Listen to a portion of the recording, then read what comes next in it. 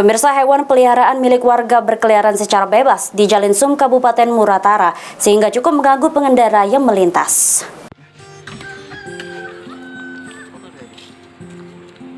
Walau sudah ada perda larangan hewan berkaki empat berkeliaran bebas, namun di Kabupaten Musirawas Utara pemandangan tersebut masih terlihat. Banyak kerbau milik warga berkeliaran bebas di jalan lintas Sumatera, tepatnya di Desa Mauru, Kecamatan Rupit, Kabupaten Musirawas Utara. Dari pantauan di lapangan, kawanan sapi sempat menghalangi pengendara yang melintas lantaran sapi tersebut masuk ke badan jalan. Padahal menurut warga, perda mengenai larangan melepas hewan berkaki empat sudah ada. Sepertinya tidak dihiraukan oleh pemilik sapi.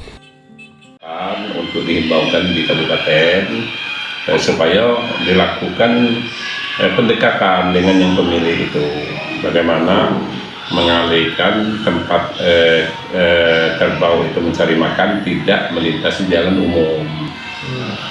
Nah, solusi bagi masyarakat yang ada di desa itu, dia itu ada kesulitan karena menurut pemikiran dia, menurut analisa dia, kerbau ini tidak ngerti apa tempat ladang lagi, sebelah sini sawit, sebelah situ sawit. Nah, jadi kalau mau itu ya kamu wajib mengandanginya, cari makan dari luar.